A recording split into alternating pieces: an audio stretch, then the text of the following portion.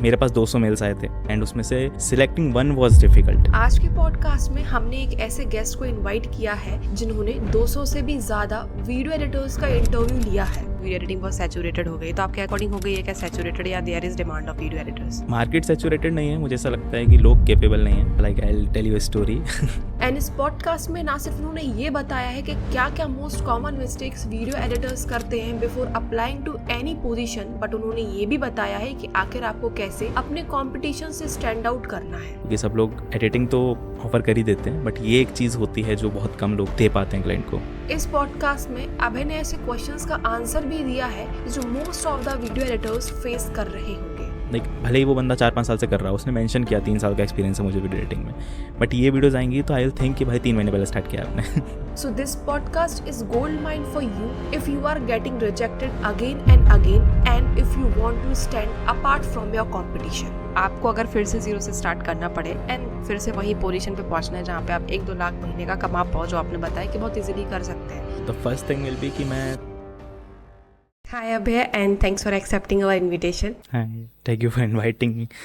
Okay Abhay, तो पहले हम स्टार्ट करते हैं कि जो भी वीडियो एडिटर्स ये देख रहे होंगे या जो फ्रीलांसर्स ये पॉडकास्ट देख रहे होंगे, उनको क्यों सुनना चाहिए आपके लिए? ऐसा क्या इन्फॉर्मेशन आप देने वाले हो, क्या इनसाइट चीज़ें देने वाले हो जिससे उनको बहुत यूजफुल चीज़ें मिलेंगी? तो देखो, पहले तो मेरे को 3-4 साल का एक्सपीरियंस है फ्रीलांसिंग एंड वीडियो एडिटिंग के फील्ड में, तो ऑफकोर्स वही काफ़ी सारी ऐसी चीज़ें लेके आता है साथ में। लाइक जब आप 3-4 साल एक फील्ड में काम करते हो तो बहुत सारी इनसाइड इन्फॉर्मेशन आपके पास होती है, बहुत सारी ऐसी चीज़ें होती हैं जो बहुत लोग इग्नोर कर देते हैं। लाइक इवन यूट्यूब पे जो मेरा एम था ये सब चीज़ें डालने का, उसका भी रीज़न ये था कि काफ़ी सारे लोग बता तो रहे हैं कैसे करना है, क्या करना है, लेकिन क्यों करना है और क्यों नहीं करना है, ये चीज़ें थोड़ी मुझे मिसिंग लगी थी यूट्यूब पे। तो वो मेरा एम था डालने का, एंड वही मुझे लगता है कि इस पॉडकास्ट से भी अगर कोई देखेगा तो उसको ये ज़रूर सीखने को मिलेगा कि मतलब क्या बेसिक फंडामेंटल्स हैं फ्रीलांसिंग के जो लोग मिस आउट कर जाते हैं, और कुछ ख़राब चीज़ें भी हैं फ्रीलांसिंग की। वो भी थोड़ा डिस्कस करेंगे। तो हाँ, तो पहले हम ये स्टार्ट करते हैं कि आपने कैसे स्टार्टिंग की थी। आपने स्कूल में स्टार्टिंग की थी, कॉलेज में या जॉब के बाद आपने कैसे फ्रीलांसिंग स्टार्ट की थी, एंड आपको पता कैसे चला कि वीडियो एडिटिंग से मैं पैसे कमा सकता हूँ? काफ़ी बड़ी जर्नी है मेरी वैसे, क्योंकि वीडियो एडिटिंग मैंने स्टार्ट करी थी अराउंड 8th-9th क्लास में, एंड इट वाज जस्ट कि मुझे थोड़ा ऐसे वीडियो शूटिंग वगैरह करके थोड़ी शॉर्ट फिल्म्स वगैरह बनाना ऐसे मज़ा आता था, तो वो मैंने बनाना स्टार्ट करा था। बट ऐसा था कि उस टाइम मुझे एडिटिंग का कोई आइडिया नहीं था कि एडिटिंग जैसी कोई चीज़ एग्जिस्ट करती है, तो मैं बस शूट करता था और पॉज और रिज्यूम बटन ही थे मेरे एडिटिंग के लिए बस, कि हाँ जहाँ जहाँ कुछ ख़राब हो रहा है पॉज कर दो, फिर वापस रिज्यूम करके वापस शूट चालू करो। तो मैं वैसे करता था ऑब्वियसली, लेकिन काफ़ी इश्यूज़ आते थे उसमें, वो इतनी अच्छी तो नहीं बनती थी जब आप कुछ भी एडिट नहीं कर पा रहे हो। तो मेरा एक फ्रेंड था स्कूल में, उसने मुझे थोड़ा इंट्रोड्यूस करवाया था कि वीडियो एडिटिंग जैसी एक चीज़ होती है। मुझे फ़ोटो एडिटिंग पता था कि फ़ोटोज़ एडिट हो जाती है, बट वीडियोज़ का मुझे कोई आइडिया नहीं था। तो वहाँ से मुझे इंट्रोड्यूस हुआ वीडियो एडिटिंग, और मैंने विंडोज़ मूवी मेकर से स्टार्ट करा था एडिटिंग वगैरह करना 8th-9th क्लास में ही। Then from 8th-9th to 12th मैंने थोड़ा यूट्यूब वगैरह ट्राई किया था, उसी पे मैं वीडियो एडिट कर रहा था। कुछ फ्रीलांसिंग वगैरह ऐसा सच मैंने स्टार्ट नहीं करी थी, ना मेरा कुछ एम था पैसा कमाने का, तो वो मैं करता रहा 12th तक, बट कुछ हुआ नहीं उससे।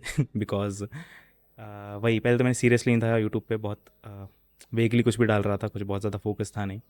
12th आई, मैंने 12th बोर्ड के लिए वापस यूट्यूब छोड़ दिया, सब कुछ क्विट करा, एंड वो 1 साल पूरा पढ़ाई को दिया। And then after 12th covid आया, एंड कोविड के टाइम पे थोड़ा था कि यार अब वीडियो एडिटिंग सीखी है मैंने, 2-3 साल इस फील्ड को दे दिए हैं, तो वेस्ट तो नहीं जाने दूंगा मैं कि कंप्लीटली ड्रॉप कर दूं इस फील्ड को। 3 साल आप किसी चीज़ में दे चुके हो तो ऑफकोर्स यू वांट कि आप कुछ रिटर्न भी पाओ उससे। तो वहाँ से मैंने रिसर्च वगैरह करनी स्टार्ट करी थी, विकी हाउ वगैरह पे पढ़ा मैंने, ऑनलाइन आर्टिकल्स रीड किए, यूट्यूब पे काफ़ी रिसर्च करी कि क्या क्या वेज़ हैं पैसा अर्न करने के विद वीडियो एडिटिंग। तो यूट्यूब एक वे था, फ्रीलांसिंग एक वे थी, एंड एक जॉब भी था। तो जॉब मुझे लेना नहीं था वीडियो एडिटिंग में कभी भी, because video editing was not my main thing at that time. मैं बीटेक परस्यू कर रहा था और जॉब के लिए तो वो था मेरे पास, तो मुझे कुछ साइड में करने के लिए चाहिए था, and video editing freelancing was something which I found out. तो शुरू में मैंने 1-1.5 साल काफ़ी ये फाइवर फ्रीलांसर पर ट्राई किया, वर्क पर ट्राई किया, बट कहीं से कुछ भी रिजल्ट नहीं मिला। मतलब आई डोंट नो, हो सकता है कि मैं सही से अप्लाई नहीं कर रहा था या सही से चीज़ें कर नहीं रहा था, बिकॉज काफ़ी अर्ली स्टेज था वो मेरा। तो उसके बाद मैं कुछ कुछ चीज़ें ट्राई करता रहा, बट मेरे नेटवर्क में, मेरे कॉलेज में बच्चों को पता चल गया था कि I do video editing and I do good. तो उसमें से ही एक मेरे दोस्त के किसी फ्रेंड का स्टार्टअप था, एंड उनको वीडियो एडिटिंग की नीड थी। तो उस टाइम पे मैंने, that was my first project जो मैंने किया था, और वो मैंने कम्प्लीटली फ्री किया था, लाइक उसमें कोई चार्ज नहीं किया था मैंने। बट वहाँ से इट लाइक पाथ बन गया कि क्योंकि वो स्टार्टअप का फाउंडर था and he new a lot of people, तो वहाँ से मेरे पास काफ़ी सारी अपॉर्चुनिटीज़ आई। उनके लिए मैंने फ्री में काम किया, बट उसके बाद जितने भी मेरे लाइक शुरू के 3-4 क्लाइंट्स थे वो उन्हीं के नेटवर्क से आए। एंड स्लोली स्लोली एक दो जगह मैंने अप्लाई किया लिंक्डइन वगैरह पे, वहाँ से मुझे 2-3 क्लाइंट्स मिले, कुछ अच्छे अच्छे यूट्यूबर्स के साथ भी काम किया, वहाँ से नेटवर्क बना। And last 1 year of my college ये पूरा नेटवर्क मैंने बिल्ड किया and yup I did good in freelancing and now I am teaching. तो अभय, आपने एक चीज अभी बोली थी स्टार्टिंग में जिसके बारे में हम मेन फोकस रखते हैं। आपने बोला था कि फंडामेंटल्स क्लियर नहीं होते हैं, यूट्यूब पे क्यों वाली चीज वो मिसिंग थी। तो क्या क्या चीजें मिसिंग हैं वो बताओ पहले आप हमें। ओके, तो मैं जब खुद रिसर्च कर रहा था फ्रीलांसिंग के बारे में, तो of course YouTube was the main source. कोई भी जाता है तो यूट्यूब पे सर्च करता है सबसे पहले। तो मैंने भी यूट्यूब पे देखा, काफ़ी सारी वीडियोस देखी एंड एवरीवन वाज टीचिंग कि हाँ आप इतना कमा सकते हो, आप फ्रीलांसिंग अपवर्क पे कर लो, फ्रीलांसर पे कर लो, फाइवर पे कर लो एंड ऑल दो स्टफ ही लोग बता रहे थे। पर कैसे लाइक पहले तो क्लाइंट ढूंढने का एक चीज़ होती है, मैं सबसे बोलता हूँ कि क्लाइंट ढूंढने का कोई स्टेप बाय स्टेप प्रोसेस है नहीं, पर यूट्यूब पे सब स्टेप बाय स्टेप प्रोसेस बता रहे थे कि आप फाइवर पे जाओ, अकाउंट बना लो, इस टाइप पे बिड्स अपनी गिग्स बनाओ, बिड करो प्रोजेक्ट्स पे। बट वो चीज़ें तब काम करती हैं जब आपकी स्किल एक्चुअल में अच्छी हो। स्किल अच्छी करने वाला फैक्टर मुझे ऐसा लगा कि कोई बता ही नहीं रहा यूट्यूब पे। एंड अभी रिसेंट में ये चीज़ काफ़ी बूम करी है जो वीडियो एडिटिंग वाला पार्ट है, बट फ्रीलैंसिंग ही सब बता रहे थे। एंड उसमें फंडामेंटल्स में जैसे मैंने खुद अभी जब हायरिंग करी थी तो मुझे काफ़ी ज़्यादा ऐसा लगा कि काफ़ी सारे लोग ने शायद 2-3 महीने ही वीडियो एडिटिंग सीखी है एंड दे आर ट्राइंग कि वो फ्रीलैंसिंग कर लें, which is the wrong path, which is not the correct path. क्योंकि सिर्फ वीडियो एडिटिंग स्किल सीख के और वो डिलीवर करना क्लाइंट को एक अकेली चीज़ नहीं होती है। मेरे काफ़ी सारे ऐसे क्लाइंट्स रहे हैं जिनके पास मेरे से बेटर एडिटर्स आए उस टाइम पे, बट दे स्टिल प्रिफर्ड मी क्योंकि ऑन टाइम डिलीवरी दे रहा था मैं उनकी नीड्स को बहुत ज़्यादा अच्छे से समझ पा रहा था। और एक जो चीज़ होती है ना रिलायबिलिटी, वो काफ़ी बड़ा फैक्टर हो जाता है क्लाइंट्स के लिए, और वो अभी भी बहुत बड़ा फैक्टर है क्लाइंट्स के लिए। क्योंकि क्लाइंट अगर फ्रीलैंसिंग लाइक आउटसोर्स कर रहा है अपना प्रोजेक्ट, अपनी वीडियोस, तो उसको ये चाहिए कि वो वीडियो दे दे एंड सामने वाला पर्सन वीडियो एडिट करके रिटर्न कर दे, 1-2 चेंजेस होंगे and the video should be done. But editor के साथ जो मुझे फेस करना पड़ा, जो काफ़ी सारे मेरे क्लाइंट्स को फेस करना पड़ा दूसरे एडिटर्स के साथ, वो ये था कि ऑलमोस्ट बहुत सारे रीट्रेशंस हो रहे हैं। लाइक हर दूसरे दिन, हर दिन एडिटर पूछ रहा है कि यहाँ क्या करना है, यहाँ क्या करना है, या फिर वो वीडियो एडिट करके दे रहा है वो वैसी बिल्कुल भी नहीं है जैसी उसको चाहिए थी। तो ये सारे बहुत सारी ऐसी चीज़ें हैं जो मिसिंग है आज के टाइम पे फ्रीलांसर्स में या लोगों में जो करना चाहते हैं एंड यूट्यूब पे कोई नहीं सिखा रहा है। तो अभी आपने ये चीज़ कही कि लोगों को ये चीज़ करना है, नए नए लोग आ जाते हैं, आपने भी हायरिंग की, आपको भी वो चीज़ पता है, मैं भी वीडियोस की हायरिंग करती रहती हूँ। तो आपने अभी ये प्रॉब्लम्स तो बता दी कि ये प्रॉब्लम्स थी, तो अगर किसी को इन प्रॉब्लम्स को ओवरकम करना है तो वो कैसे ओवरकम करेगा। एंड जैसे अभी आपने बोला कि राइट पाथ ये नहीं होता कि आपने 1-2 महीने सीखा एंड देन फिर आप हंट करने लगे, आप एक फ्रीलांसर की तरह चले गए। तो राइट पाथ क्या है आपके अकॉर्डिंग फिर? ओके, तो सबसे पहला क्वेश्चन जो आपने पूछा कि कैसे सॉल्व कर सकते हैं वो चीज़, तो सॉल्व करने का मुझे जो लगता है दैट इज़ एक्सपीरियंस। लोग एक्सपीरियंस बिल्कुल भी गेन नहीं करते हैं before working for someone else. मतलब एक्सपीरियंस से मेरा मतलब ये नहीं कि आप किसी और के लिए काम करो, आप अपनी वीडियोस भी एडिट कर सकते हो। काफ़ी सारे लोगों को यही डाउट रहता है कि हम अपनी वीडियोस कैसे एडिट करें, हमारे पास कैमरा नहीं है, हम कंटेंट क्रिएटर्स नहीं हैं। बट एक बेसिक फ़ोन से वीडियो एडिट करके भी एडिटिंग आप सीख सकते हो, आप कर सकते हो। तो ऐसा होता है कि मैंने like I give one more example, मैंने एक क्लाइंट के लिए वीडियो एडिट करवाई थी एडिटर से एंड उसने ग्राफिक्स काफ़ी अच्छे एडिट करे, motion graphics were really good, but basic चीज़ें ही बहुत ज़्यादा मिसिंग थी, लाइक जे कट एल कट जो चीज़ें होती हैं, जो पेसिंग होती है वीडियो की, कलर करेक्शन नहीं था वीडियो में।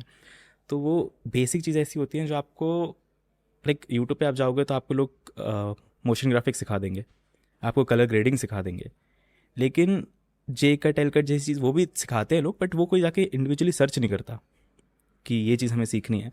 बट वो सबकॉन्शियसली क्लाइंट को पता होती है कि ये चीज़ एग्जिस्ट करती है, क्योंकि कंटेंट आजकल इतना ज़्यादा है, सबने कंज्यूम कर रखा है, सबको पता है कि एक अच्छी एडिटिंग कैसी होती है।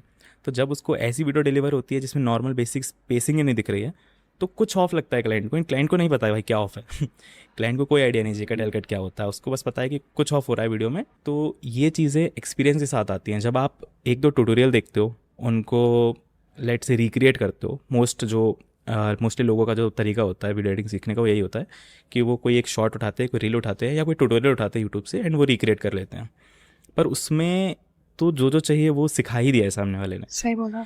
आप नई वीडियो में जो जो चीज़ की नीड होगी वो आपको नहीं आता, वो आपको तभी आएगा जब आप खुद से कुछ एडिट करोगे, कुछ कंप्लीटली डिफरेंट करोगे जिसका कोई ट्यूटोरियल एग्जिस्टिंग करता है। तब आपको रियलाइज़ होगा कि ये बेसिक बेसिक कुछ और चीज़ें भी हैं जो इंक्लूडेड हैं, जो हमें नहीं पता थी। तो experience is the only solution जो मुझे लगता है इस प्रॉब्लम का। तो राइट पाथ के लिए मैंने एक रोड मैप भी बनाया था 6 मंथ्स का, एंड 6 मंथ्स मुझे लगता है इज़ द एक्यूरेट टाइम जो किसी को भी लेना चाहिए इस फील्ड में या किसी भी फील्ड में। क्योंकि ऐसा होता है कि आपको 1-2 महीने बहुत बेसिक चीज़ों पे देने चाहिए when you are starting out. ठीक है, सिर्फ कट्स, सिर्फ कलर करेक्शन, सिर्फ पेसिंग, सिर्फ basic text, basic font styling क्या होती है, कलर थीम्स क्या होती हैं, ये बहुत बेसिक बेसिक चीज़ें होती हैं जिस पे 1-2 महीने देने चाहिए इंसान को। तब आप एडवांस पे जाओ। लोग पहले ही महीने में मोशन ग्राफिक्स वगैरह पे सीधे चले जाते हैं एंड उससे बेसिक्स मिस आउट हो जाते हैं बहुत ज़्यादा। एंड काफ़ी ऐसा होता है, आप लाइक लोगों ने खुद देखा होगा, लाइक जो व्यूअर्स भी देख रहे हैं उन्हें पता होगा कि बहुत सारी वीडियोस हम देखते हैं उसमें कोई मोशन ग्राफिक्स नहीं होता, कोई बहुत ज़्यादा फैंसी इफेक्ट्स नहीं होते, बट वो स्टिल इंगेजिंग लगती है। और वो एडिटिंग होती है। Motion graphics and engaging edits जो होते हैं that is a completely different thing. Editing start सिर्फ बेसिक चीज़ों से ही होती है।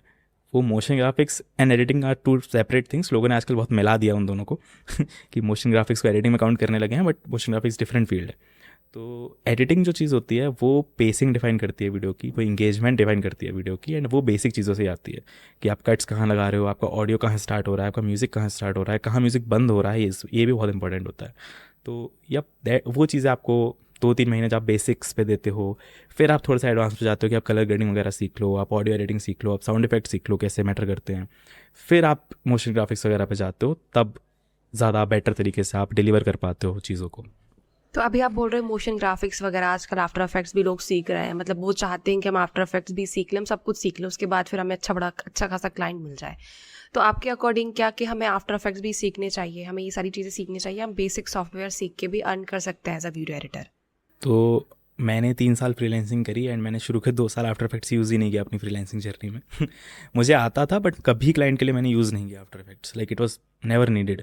2 साल बाद थोड़ा सा ऐसा हुआ कि चलो जब क्लाइंट भी होता है, like when I started the client had 50,000 subscribers, तो उस टाइम पे उसको भी इतनी नीड नहीं थी एंड उसका काम चल रहा था उतने से। बट जब वो भी 5 लाख पहुंचा तो उसको भी चाहिए था कि भाई हम थोड़ा सा बेटर डिलीवर करें, बेटर वीडियोस बनाएं और ज़्यादा हम इम्प्रूव करें अपनी क्वालिटी को। तो तब जाके मुझे नीड पड़ी आफ्टर इफेक्ट्स की, तब जाके मैंने थोड़ा सा यूज़ करना स्टार्ट करा उसकी रिक्वेस्ट पे। 2 साल तक मुझे ज़रूरत ही नहीं पड़ी है। ऐसा कुछ स्पेसिफिक नहीं है कि आपको आफ्टर इफेक्ट सीखना है, आपको मोशन ग्राफिक्स सीखना है तभी आप स्टार्ट कर सकते हो। You can start with basic, कोई भी basic software, basic editing. But आजकल ऐसा वो होता है ना, काफ़ी लोग कंप्लेन करते हैं एडिटर्स के, भले ही वो लो पेइंग क्लाइंट है बट उनको चाहिए कि हम आफ्टर इफेक्ट्स भी यूज़ करें और प्रॉपर हम अच्छा खासा सॉफ्टवेयर यूज़ करें, उनको डिलीवरी बिल्कुल ऑन टाइम ही चाहिए। तो उन सब चीज़ों को अगर कोई बोले कि नहीं भाई हमें आफ्टर इफेक्ट्स ही चाहिए है, तो फिर आप उनको कैसे समझाओगे किसी क्लाइंट के लिए? तो अब देखो, क्लाइंट्स की नीड है वो तो डिलीवर करनी पड़ेंगी, क्लाइंट्स को तो आप नहीं समझा सकते। अगर क्लाइंट्स को आफ्टर इफेक्ट चाहिए और वो लो पेइंग है तो फर्स्ट सजेशन इसके मत लो वो क्लाइंट क्योंकि देखो जो अच्छे क्लाइंट्स होते हैं, जितना मैंने नोटिस करा है जो अच्छे क्लाइंट्स होते हैं वो यूजुअली उतना ही आपसे डिमांड करेंगे जितना वो पे कर रहे हैं। राइट, ये सही दे बोला नो आपने। कि आपको कितना कितना आपसे रिक्वेस्ट करनी है for this amount of money. जो बहुत कम में बहुत ज़्यादा डिमांड कर रहा है, मैं यूजुअली ऐसे क्लाइंट्स खुद ही रिजेक्ट कर देता हूँ, क्योंकि इतने एक्सपीरियंस के बाद जो मैंने समझा है कि इट्स नॉट जस्ट अबाउट कि आप पैसा कम ले रहे हो, वो मेंटली भी बहुत ज़्यादा दिक्कत बहुत करेगा आपको डिस्टर्ब आगे कर देते जाके, हैं वो। बहुत डिस्टर्ब करेंगे। जो कम पे कर रहे हैं वो सिर्फ पैसा कम नहीं दे रहे हैं, वो लाइक क्लाइंट्स का भी एक्सपीरियंस होता है ना, क्लाइंट्स भी इनएक्सपीरियंस्ड होते हैं, क्लाइंट्स भी एक्सपीरियंस्ड होते हैं। तो एक्सपीरियंस्ड क्लाइंट्स आर बेटर क्योंकि वो पे भी ज़्यादा करते हैं एंड वो आपको ज़्यादा परेशान भी नहीं करते। तो आपके अकॉर्डिंग अगर मैं बिगनर हूँ तो मुझे किस टाइप के क्लाइंट के साथ काम करना चाहिए, और मैं कैसे सिलेक्ट करूँ कि ये मेरा आइडियल क्लाइंट हो सकता है, मुझे इस आइडियल क्लाइंट के साथ काम करना है? ओके, लाइक अगर आप बिगिनर हो तो सबसे पहले तो मैं ये रिकमेंड करता हूँ कि बहुत ज़्यादा हैवी एडिटिंग टाइप के क्लाइंट्स पे मत जाओ, क्योंकि काफ़ी बार बिगनर्स ओवर कमिट कर देते हैं और वो डिलीवर नहीं कर पाते। तो इट्स बेटर कि आप बेसिक क्लाइंट्स के साथ जाओ, कि जैसे लेट्स से अगर मैं स्टार्ट कर रहा होता आज, तो मैं प्रेफर करता कि any where between 50,000 1 lakh subscribers का अगर कोई क्लाइंट है तो मैं उसे ही टारगेट करूँगा, मैं 1 अच्छा, मिलियन वाले पे इधर नहीं पे एक जाऊँगा। और क्वेश्चन है, आप इंडियन के साथ ही काम करोगे या आप टारगेट करोगे कि मैं इंटरनेशनल क्लाइंट के साथ काम करूँ? स्टार्टिंग में इंडियन आई प्रेफर। और अच्छा, अगर उसका मैं स्टार्ट रीज़न भी करता क्यों तो है कि मैं आपको इंडियन इंडियन के जाता, साथ काम करना है स्टार्टिंग में? क्योंकि फॉरेन का ऐसा रहता है यार, वो लोग थोड़े से कह सकते हो ना, बहुत टॉलरेंस नहीं होती उनमें हाँ, इतनी। बहुत प्रोफेशनल होते हैं। हाँ, उन्होंने तो बोला वो चाहिए तो चाहिए उनको। एग्जैक्टली अगर इंडियन क्लाइंट्स में क्या होता है कि आप थोड़ी बहुत मिस्टेक्स भी कर दोगे तो वो समझ जाते हैं कि ठीक है कोई बात नहीं, आप स्टार्ट कर रहे हो, आप बिगनर हो, वो झेल जाते हैं, वो एक दो दिन का डिले भी आपसे एक्सेप्ट कर लेंगे, कोई बात हाँ, नहीं। फॉरेन क्लाइंट्स यूजुअली ये नहीं करते, कम पे करते हैं, बट अगर आप स्टार्ट कर रहे हो तो वो बेस बिल्ड करने के लिए बहुत लाइक बेटर इज़ कि आप इंडियन क्लाइंट से स्टार्ट करो। मैंने ये भी पूछा था कि मतलब मेरा आइडियल क्लाइंट कौन होने वाला है। हाँ, सो वही कि अगर मैं स्टार्ट कर रहा हूँ तो आई प्रीफर कि 50,000 टू 1 लाख सब्सक्राइबर्स, लेट्स अगर आप यूट्यूब फील्ड में जा रहे हो तो इस टाइप का कोई क्लाइंट मैं पिक करूँ, क्योंकि उनकी डिमांड ज़्यादा नहीं होती, वो आपको डिसेंट पे कर देंगे। एंड उससे ऊपर आप जाते हो और आपको अच्छी पेमेंट चाहिए तो आपको डिलीवर ज़्यादा करना पड़ता है। तो वो चीज़ है, अगर आप स्टार्ट कर रहे हो तो आइडियल क्लाइंट इसकी आप any one under 100K subscribers को पिक करो and you can start working with them. अभी आपने बोला कि अभी तो ये मुझे समझ में आ गया कि फंडामेंटल्स मुझे क्लियर करने हैं और मुझे पहले पैसों के पैसे नहीं पीछे नहीं भागने, मुझे पहले अपने एक्सपीरियंस को बिल्ड करना है कि मुझे बेसिक्स क्लियर हो जाए।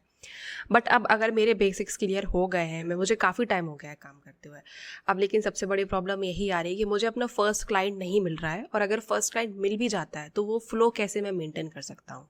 अगर आपको 1-2 साल का एक्सपीरियंस हो गया एंड फर्स्ट क्लाइंट नहीं मिल रहा है तो ये इशू तो काफ़ी लोग फेस करते हैं, बिकॉज लाइक मैं 3 साल कर चुका हूँ काम, but I still don't know कि exact step by step process क्या है जो इंश्योर कर दे कि आपको क्लाइंट मिल जाएगा, क्योंकि गारंटेड पाथ नहीं है क्लाइंट ढूंढने का।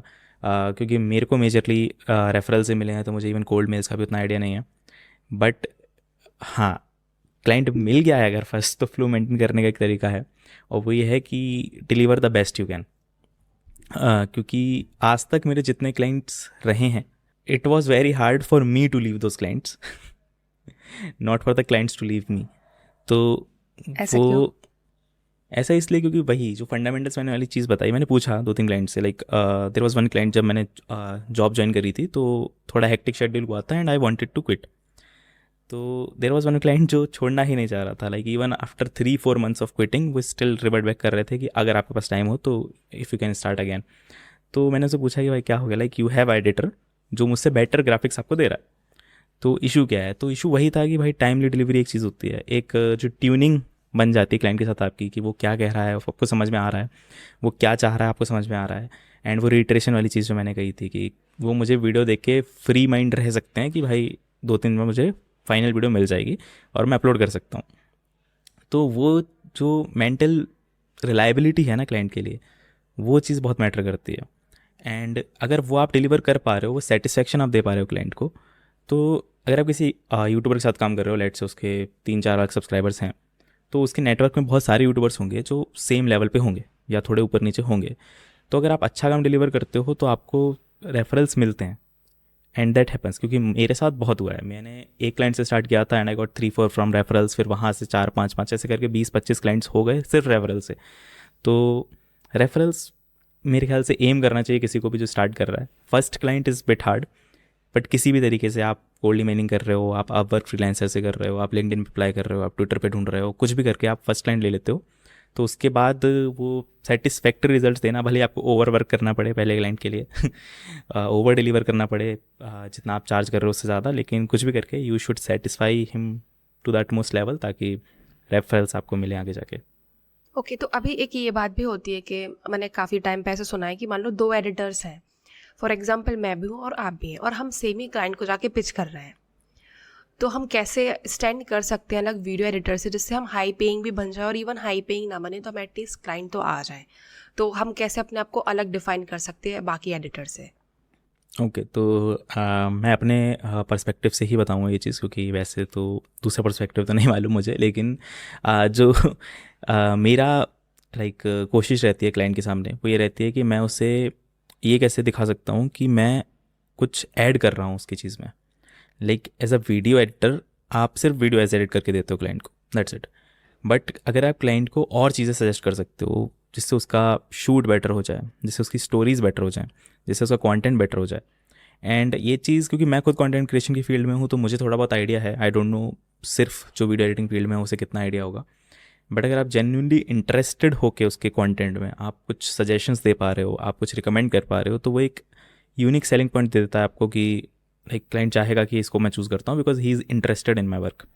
आप सिर्फ एडिटिंग ऑफर कर रहे हो कि हाँ हम इतनी एडिटिंग कर देंगे, इतना चार्ज ले लेंगे, इतना पैसा दे देना तो वो थोड़ा बहुत ज़्यादा प्रोफेशनल चला जाता है। एक पर्सनल कनेक्शन अगर आप क्लाइंट के साथ बिल्ड कर सकते हो तो that will help you standing away from all other editors, क्योंकि सब लोग एडिटिंग तो ऑफर कर ही देते हैं, बट ये एक चीज़ होती है जो बहुत कम लोग दे पाते हैं क्लाइंट को।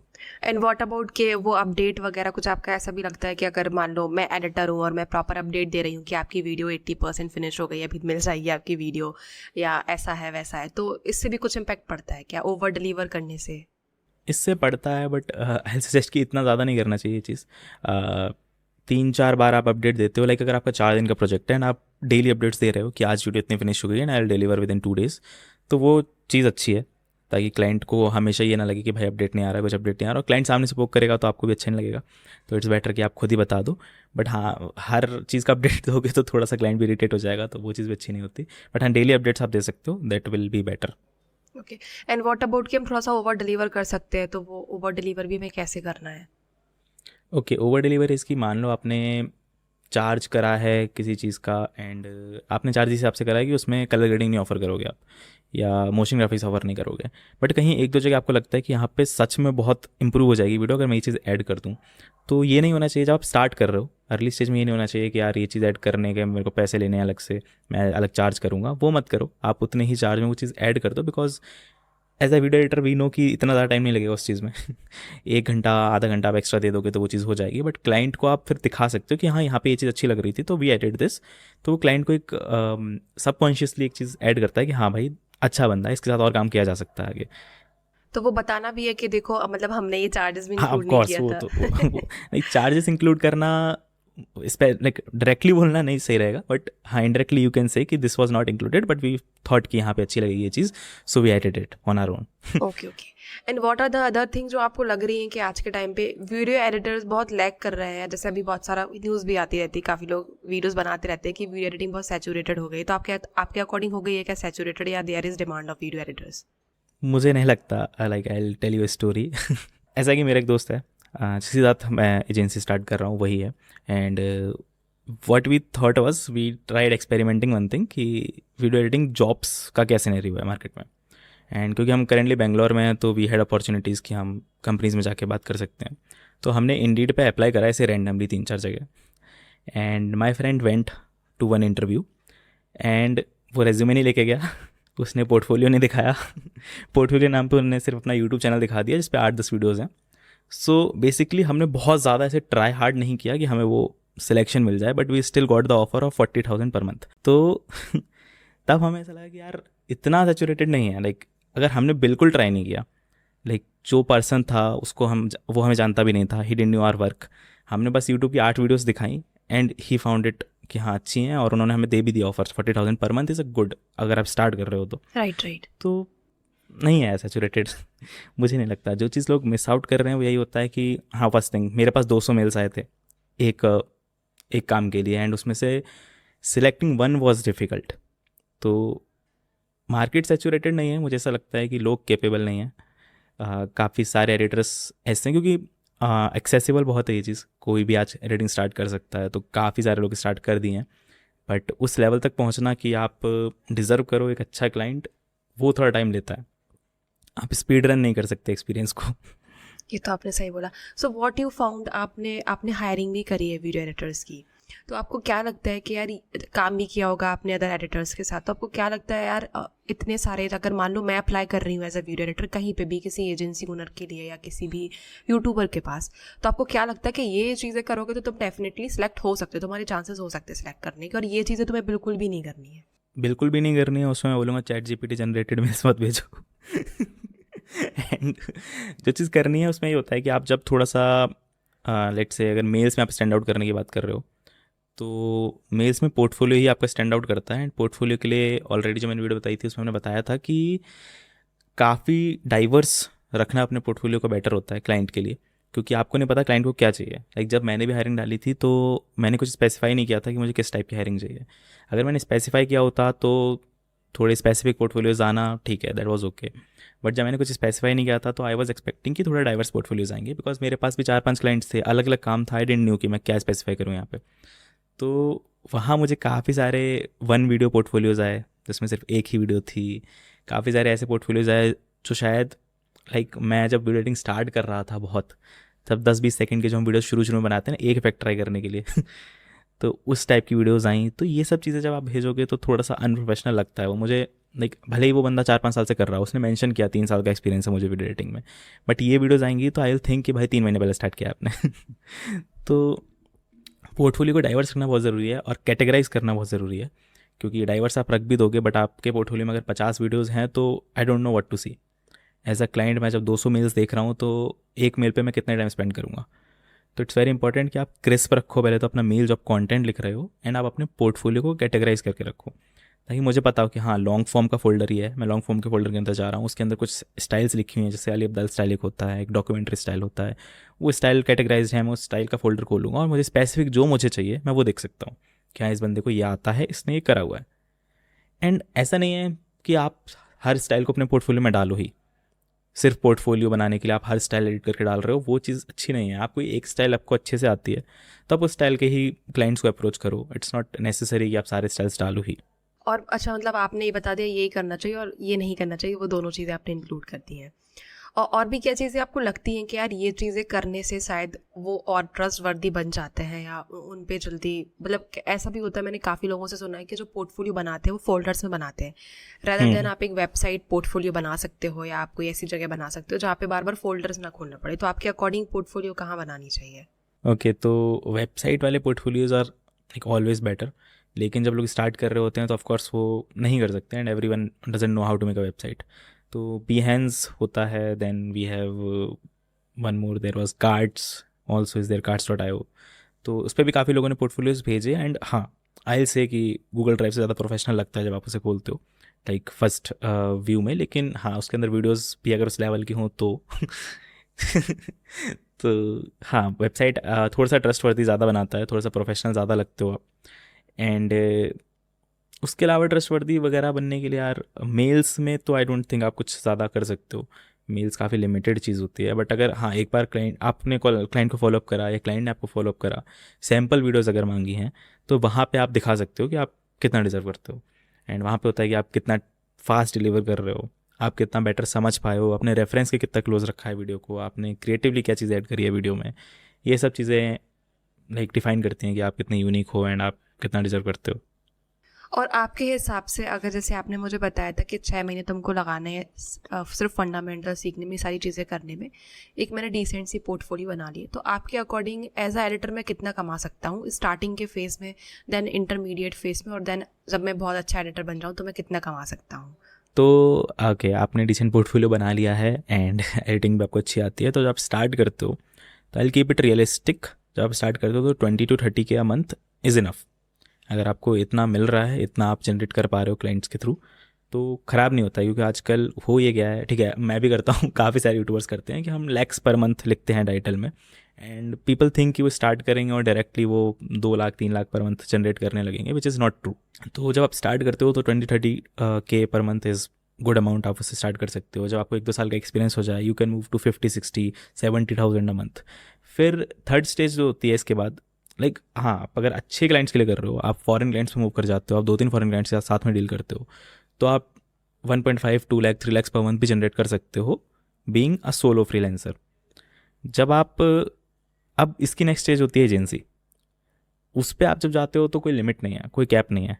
I have seen people making 10 lakhs 1 crore, I have seen people making 5 lakh 4 lakhs। तो वहाँ कोई कैप नहीं है, वहाँ जितने अच्छे क्लाइंट्स ले पाओ और जितना बेटर टीम बिल्ड कर पाओ, आप उतना ज़्यादा जनरेट कर सकते हो। तो आपके अकॉर्डिंग ऐसा पॉसिबल है कि मैं एज अ वीडियो एडिटर ही मैं पहले स्टार्टिंग में 20-30 कमा सकता हूँ, देन फिर इंटरमीडिएट लेवल पे 60, एंड देन आगे वाले लेवल पे 1-2 लाख रुपए आराम से कमा सकता हूँ? ये Yes. पॉसिबल है आपके according? It is possible.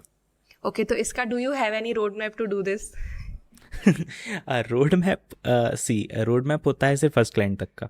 Okay, after first client it's just कि आप कितना बेटर डिलीवर कर पा रहे हो, क्योंकि एक चीज़ है कि आप फर्स्ट क्लाइंट के बाद स्केल कितना करने की कोशिश कर रहे हो, वो भी डिपेंड करती है। काफ़ी लोग फर्स्ट क्लाइंट मिलता है तो उसी पे पूरा फोकस लगा देते हैं कि हाँ हम इनको डिलीवर कर देते हैं, बट आपको साथ साथ में थोड़ा स्केल करने की कोशिश भी करनी चाहिए। अगर आप इंडियन क्लाइंट पहला मिला है आपको तो आप फॉरेन क्लाइंट की तरफ कोशिश करो। अगर फॉरेन क्लाइंट पहला मिला है तो आप उनसे ही बात करो कि अगर आपके और कोई दोस्त हैं और कोई है आपके कॉन्टैक्ट में जिसे नीड हो वीडियो एडिटिंग की तो हम उसे अप्रोच कर सकते हैं। देन अगर आपका एक्सपीरियंस बढ़ रहा है तो उसके साथ अपना चार्जेस बढ़ाना भी बहुत इंपॉर्टेंट है। काफ़ी लोग 2-3 साल तक सेम चार्ज पे काम करते रहते हैं, तो वो चीज़ काफ़ी ख़राब है। मैंने भी किया था, मैंने पहले 1 साल तक अपना कोई भी चार्ज इंक्रीज़ नहीं किया था, जबकि जिसके लिए मैं काम कर रहा था वो 50,000 से 3 लाख तक पहुंच गया था। तो थोड़ा सा मुझे रियलाइज़ हुआ कि नहीं यार ये अगर इतना ग्रो कर रहा है तो आई ऑल्सो नीड। तो तो वो मैंने था बात कौन करी जो थी। 50,000 से जिसके लिए आप काम कर रहे थे? नाम मेंशन करना जरूरी नहीं, मैंने ऐसे पूछ लिया, वो कटवा देंगे। हाँ, फराज, मोहम्मद फराज, यू नो। अच्छा, मैं नहीं जानती शायद उनको। ओके, हाँ, तो सॉफ्टवेयर इंजीनियर ही था वो भी। तो वहाँ मैंने किया था, एंड हाँ ऐसा नहीं था कि वो पे इंक्रीज़ नहीं करने के लिए रेडी थे। मैंने बात करी एंड ही इंक्रीज इट, सीधा डबल हुआ। तो ठीक है, आप बात करो, आप क्लाइंट से, वो खुद आप पहले ही मीट में क्लाइंट से कन्वे कर सकते हो कि अभी हमारा चार्ज ये है because you are at early stage. आप जैसे जैसे ग्रो करोगे तो हम साथ में ग्रो करेंगे, हम साथ में चार्जेस भी इंक्रीज़ होगा, साथ में क्वालिटी भी इंक्रीज़ होगी, तो वो बात आप कर सकते हो। तो हाँ, चार्जेस इंक्रीज़ करना बहुत ज़रूरी है। जब आप ये चीज़ें फॉलो करते हो तो आप इजीली 20-30 से 1 लाख 2 लाख जा सकते हो। ओके, तो अभी आपने मुझसे बोला कि जब आप कॉल पे आओगे तो आपको ये चीज़ मेंशन करना है। तो मे बी अगर मान लो आपने मुझे ईमेल लिखा, मुझे आपका पसंद आ गया और मैं आपको एज एडिटर हायर करना चाहती हूँ, तो आप सेल्स कॉल पे मुझे क्या बात बोलोगे, कैसे क्लोज करोगे, कैसे आप ये कन्विंस करोगे कि हम ग्रो करेंगे, तो हम मतलब कि चार्जेस डबल करेंगे, तो वो कैसे करने वाले आप सेल्स कॉल पे? तो हम अभी एक सेल्स कॉल कर सकते हैं क्या? कि वी कैन ट्राई। ओके। तो देखो, सबसे पहली चीज़ होती है सेल्स कॉल पे जाने से पहले रिसर्च। जो क्लाइंट की रिसर्च करना बहुत ज़रूरी है कि क्लाइंट क्या कंटेंट डालता है, क्लाइंट के एम्स क्या हैं। क्योंकि आप क्या होता है, शुरू में मैं भी गलती करता था कि हम ऊपर ऊपर से रिसर्च कर लेते थे कि हाँ क्लाइंट ने कितने टाइम से वीडियो डाल रहा है, कितने फ्रिक्वेंटली वीडियो डालता है, ये सब चीज़ें बेसिक रिसर्च करते थे। बट अभी हमारा एम ये रहता है कि अगर कोई क्लाइंट को हम अप्रोच कर रहे हैं, कोई सेल्स कॉल कर रहे हैं, तो वी ट्राई कि हम उसकी 5-6 वीडियोज़ भी देखें। हम थोड़ी डाइवर्स वीडियोज़ देखने की कोशिश करेंगे, उसकी लाइफस्टाइल कैसी है, उसका कंटेंट क्रिएशन को लेके एम क्या है। ठीक है, अब हर क्लाइंट के लिए ये चीज़ ढूंढ पाना थोड़ा मुश्किल होता है, बट किसी किसी क्लाइंट के लिए मिल जाती हैं चीज़ें, तो आप उस हिसाब से कर सकते हो। एंड एक चीज़ जो हर क्लाइंट के लिए काम कर सकती है वो है ग्रोथ। सबको चाहिए, कोई भी अगर कंटेंट क्रिएट कर रहा है तो ही वांट्स कि आज अगर वो 1 लाख सब्सक्राइबर्स पे है तो 1 मिलियन पहुंच जाए, और वो थोड़ी सी एक हिटिंग पॉइंट हो जाता है, टारगेट पॉइंट हो जाता है हर क्लाइंट के लिए। तो आप वहाँ हिट कर सकते हो। एंड मेरे पास है एक्सपीरियंस कि हाँ मैंने 50,000 to 5 लाख करवाया है, मैंने 90K to 6 लाख करवाया है, तो इस टाइप के एक्सपीरियंसेस मेरे पास है। तो वो चीज़ जब मैं क्लाइंट को पिच करता हूँ कि हाँ हमने ये चीज़ करी हुई है and we can do the same with you, all we need is कि थोड़ी सी creative freedom and regular feedbacks from you, कि हाँ आपको कोई चीज़ पसंद नहीं आ रही है तो आप बताओ क्या चीज़ पसंद नहीं आ रही है। और काफ़ी क्लाइंट्स का क्या होता है ना कि वो मैंने फॉरेन क्लाइंट्स के साथ ये ज़्यादा नोटिस करा है कि वो लोग बस वीडियो भेज देते हैं एंड आप उनको रिटर्न करो, एंड 2-3 क्लाइंट्स हमारे चले गए हैं, दे डिडंट टेल अस कि क्यों, क्या गलती करी हमने। तो ये थोड़ा फॉरेन क्लाइंट्स के साथ होता है, बट वी ट्राई कि हम स्टार्टिंग में ही बोल दें। हम हर क्लाइंट से रिक्वेस्ट करते हैं कि आपका अगर कुछ है क्रिएटिव थॉट, क्योंकि ऐसा होता है ना कि जब कोई क्लाइंट वीडियो भेज रहा है तो उसके माइंड में एक एडिटेड वीडियो होती है कि ये वीडियो उसे कैसी चाहिए, पर वो जब वो एक्सप्लेन नहीं करता, हम अपनी तरफ से कितनी भी अच्छी करके दे दें, वो उसकी मेंटल जो इमेज है वीडियो की उससे मैच नहीं करती है, तो उसको लगता है नहीं आ रही है, नहीं हो रहा। तो वो चीज़ बहुत ज़रूरी होती है। हम बोलते हैं क्लाइंट से कि अगर आपको किसी पार्ट के लिए कुछ एडवाइस है, आपने कुछ सोच रखा है कि इस जगह ये चीज़ ऐड करनी है, तो आप वो हमें बिफोर हैंड बता दो, हम उस हिसाब से वो चीज़ ऐड करेंगे। जो चीज़ आपको नहीं आई हैं वहाँ हम क्रिएटिव सपोर्ट देने के लिए हैं, वहाँ हम ऐड कर सकते हैं, वहाँ हम ये चीज़ अच्छा ऐड कर पॉइंट सकते बोला हैं। आपने, क्योंकि फॉरेन क्लाइंट्स मेरे मतलब कि हमारे यहाँ पे भी, मैं भी फॉरेन क्लाइंट के साथ काम करती हूँ, तो उनका काम होता है वीडियो देना, हम और वो बता देंगे 3-4 दिन में डिलीवर करनी है। मैं उनको अपडेट देती रहती हूँ कि ऐसा ऐसा प्रोग्रेस हो रहा है, फिर उनको वो वीडियो दे देना। उनके बीच में उनका कुछ रिवीजन होगा तो वो बता देंगे, बट वो ये भी नहीं कहेंगे कि दिस वाज रियली नाइस या ये इधर पे थोड़ा सा इंप्रूवमेंट कर सकते हैं। वो थोड़ा सा कम्युनिकेशन गैप होता है फॉरेन क्लाइंट के हाँ, साथ, थोड़ा सा रहता है। इंडियन क्लाइंट्स के साथ ये यूजुअली नहीं होता है, वो लोग बता क्योंकि वो तो देते सिर हैं पे ही कि बैठे रहते हैं ना। हाँ वो बता देते हैं कि यहाँ पे मैंने ऐसा सोचा था, ये ऐड कर दो। तो हाँ वो चीज़ रहती है, बट अगर आप कम्युनिकेट अच्छे से करोगे अपने एंड से क्लाइंट से, तो most of the time work कर जाती हैं चीज़ें कि तो आप। अभी आपने एक और चीज़ बोली है मुझसे कि आप प्रॉमिस कर देते हो मतलब कि आपने ऐसा ऐसा देखे गए हो उनके लिए, तो आप दूसरे क्लाइंट्स को भी प्रॉमिस करोगे। बट मैं तो बिगनर हूँ, मुझे नहीं पता है कि मे बी शायद मैं आपको अप्रोच कर रही हूँ तो आपको भी मैं सेम लेवल पर लेके जा पाऊँगी या नहीं जा पाऊँगी, मैं स्टार्ट कर रही हूँ। तो अकॉर्डिंग टू यू कि हमें कुछ प्रॉमिस करना ज़रूरी है क्या? नहीं नहीं नहीं, ऐसा कोई ज़रूरी नहीं है। एंड हम भी प्रॉमिस नहीं करते हैं सच, हम बस दिखाते हैं कि हमने करा हुआ है। We don't promise, we say कि हाँ we will grow, we have done it before and we can try the same. We don't promise कि हम आपको 1 मिलियन पहुंचा ही देंगे, बिकॉज काफ़ी सारे फैक्टर्स होते हैं। प्रॉमिस ऐसे नहीं कर सकते, और अगर आप बिगनर हो तो बिल्कुल भी मत करो, बिकॉज फिर ख़राब फीडबैक अगर बिगनिंग में मिलता है तो थोड़ा लाइक कॉन्फिडेंस पे भी हिट करता है एंड आपके करियर पे भी हिट करेगा। तो बिगनिंग में it's not important to promise. आप क्वालिटी प्रॉमिस कर सकते हो, आप ये प्रॉमिस कर सकते हो कि आप जैसे ग्रो करोगे, आप चार्ज ग्रो करोगे, चार्ज इंक्रीज करोगे तो हम क्वालिटी इंप्रूव करेंगे। That's one thing you can promise. But कोई ऐसी एक्सटर्नल फैक्टर वाली चीज़ प्रॉमिस मत करो जो आपके हाथ में नहीं है। ओके तो ऐसे काफ़ी वीडियो एडिटर्स मेरे पास आते हैं, वो बोलते हैं कि किसी क्लाइंट ने हमारे साथ 1 महीने काम किया, 2 महीने काम किया, फिर वो बोलते ग्रोथ नहीं आ रही है, तो क्यों नहीं ग्रोथ आ रही है? तो फिर वो उन पे एडिटर्स पे प्रेशर डालते हैं। तो फिर मैं उनको बताती हूँ कि अदर फैक्टर्स भी होते हैं और उनसे प्रॉमिस कराओ कि 6 मंथ तक तो एटलीस्ट हम काम करें और ये सारी चीज़ें। तो आपके अकॉर्डिंग अगर कोई एडिटर किसी के लिए काम कर रहा है और उनके ऊपर प्रेशर डाल रहा है कि भाई कुछ भी सेल्स नहीं हो रही है या कोई भी चीज़ नहीं हो रही, यूट्यूब पे ग्रोथ नहीं हो रही, सब्सक्राइबर्स नहीं आ रहे, व्यूज़ नहीं आ रहे, तो आप फिर उनको कैसे वो क्रॉस क्वेश्चंस को डील करना चाहिए उनको? ओके, तो जब आप एडिटिंग कर रहे हो तो आपके हाथ में सिर्फ एक फैक्टर होता है, दैट इज़ वॉच टाइम। अगर आप यूट्यूब के लिए कर रहे हो तो इंगेजमेंट आप बढ़ा सकते हो, वॉच टाइम आप इंक्रीज़ करवा सकते हो क्लाइंट का। एंड हम भी जब कोई क्लाइंट अगर इस टाइप का क्वेश्चन करता है तो हम सिर्फ एक ही प्रूफ देने की कोशिश करते हैं कि आपका वॉच टाइम इंक्रीज़ हुआ है या नहीं हुआ है। सेकेंडली, आपकी इंगेजमेंट इंक्रीज़ हुई है कि नहीं हुई है। ठीक है, मैं आपको एग्जांपल बताता हूँ। इंस्टाग्राम पे था एंड हमने उनके लिए वीडियो एडिट करी थी, एंड उनका यूजुअल जो व्यूज़ आ रहे थे दैट वर 2 लाख 3 लाख इस टाइप के कुछ रील्स पे। हमने जो एडिट करी थी उसमें अराउंड 1 लाख आए थे। तो उनका था कि भाई क्या ही फ़ायदा हुआ, लाइक हमने तुमसे एडिट करवाई बट और कम व्यूज़ आए हैं इंक्रीज़ होने की जगह। एंड तो हमने उनको जो प्रूफ दिया दैट वाज कि आपके लाइक रेशो देखो, आपका कमेंट रेशो देखो, आपके इवन 3 लाख वालों से ज़्यादा लाइक्स और कमेंट्स आए हैं 1 लाख व्यूज़ पे। तो that something we can promise. ज़्यादा लोगों ने तारीफ़ करी एडिटिंग की, तो आप हमारा काम जो है वो तो वैलिडेट हुआ है। वो रील परफॉर्म नहीं करी, उसके बहुत सारे फैक्टर्स हो सकते हैं। And same for YouTube, title बहुत मैटर करता है, थंबनेल बहुत मैटर करता है, आपका आपने जो CTA दिया है, कॉल टू एक्शन दिया है, वो बहुत मैटर करता है सेल्स के लिए। सिर्फ एडिटिंग उतना कुछ बड़ा फैक्टर नहीं होती। एडिटिंग आप पे इंगेजमेंट ला सकती है, एंड आप कोशिश करो कि इंगेजमेंट आप डिलीवर कर पाओ क्लाइंट को। अगर आप इंगेजमेंट ला पा रहे हो उसकी वीडियोस पे तो वो एज अ प्रूफ आप दे सकते हो। और ऐसा भी होता है कई बार कि वीडियो बहुत अच्छी एडिटेड है बट उनके सब्सक्राइबर्स ही उतनी अच्छी नहीं है, उनका थंबनेल ही अच्छा नहीं है, तो लोग क्लिक ही नहीं करेंगे तो वॉच टाइम भी नहीं आएगा। तो वो एग्जैक्टली। एक दूसरे पे डिपेंडेंट रहते हैं, थंबनेल्स टाइटल, वो तीनों चीज़ें डिपेंडेंट हैं एक दूसरे पे। या that is also true, but वही है कि ये चीज़ें एक्सप्लेन करने के लिए आपको थोड़ा सा कंटेंट क्रिएशन का राइट राइट नॉलेज राइट, वो चाहिए। थोड़ा सा आपको इन चीज़ों के बारे में भी पता होना चाहिए। जिस प्लेटफॉर्म के लिए, जिनके लिए आप काम करने वाले हो, जिस प्लेटफॉर्म के लिए, उसका नॉलेज भी होना बहुत ज़रूरी है, तभी आप वो क्रॉस या क्वेश्चंस को डील कर आप वो पाओगे। देख सकते हो कि अगर व्यूज़ नहीं आए तो उसका कुछ एक रीज़न तो होगा ही।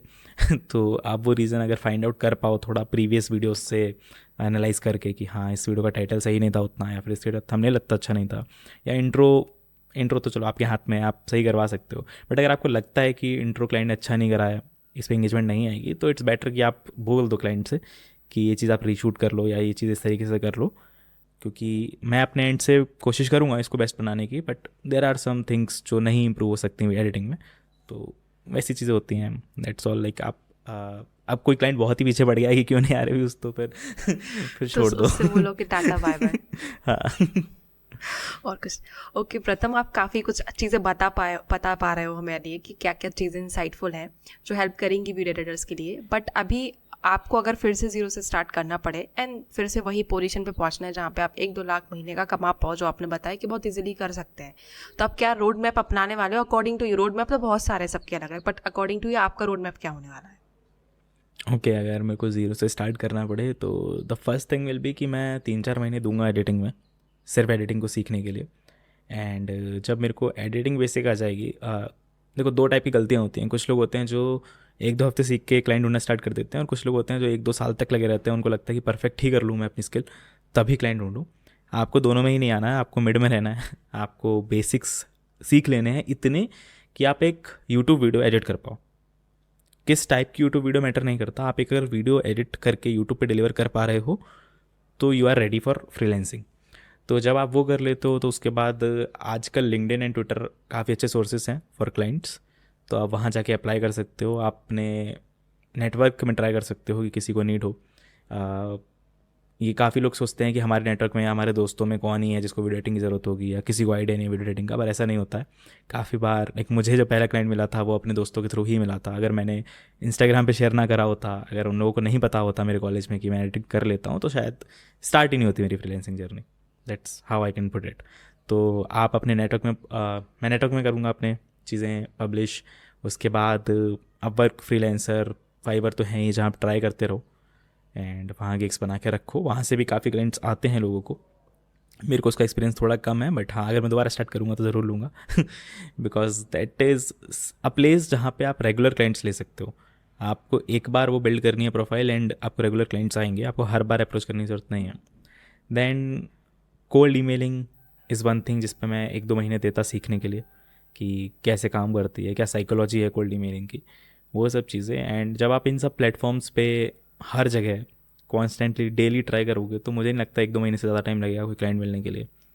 1-2 महीने में आप आराम से क्लाइंट ढूंढ सकते हो। एंड एक बार क्लाइंट मिल जाता है देन तो the process is simple. Satisfy करो क्लाइंट को, जो बेस्ट क्वालिटी आप डिलीवर कर सकते हो वो क्वालिटी दो एंड रेफरल्स मांगो। राइट। ओके, आपने काफ़ी क्वेश्चंस के आंसर दे दिए हैं। आई होप हम फिर से मिलेंगे, फिर से जल्दी एक पॉडकास्ट शूट करेंगे।